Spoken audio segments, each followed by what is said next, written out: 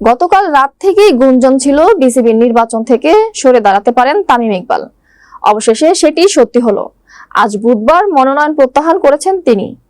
তামিম ছাড়াও আরো 14 জন হেভিওয়েট প্রার্থী নির্বাচন থেকে সরে দাঁড়িয়েছেন। বিস্তারিত ডেস্ক রিপোর্টে।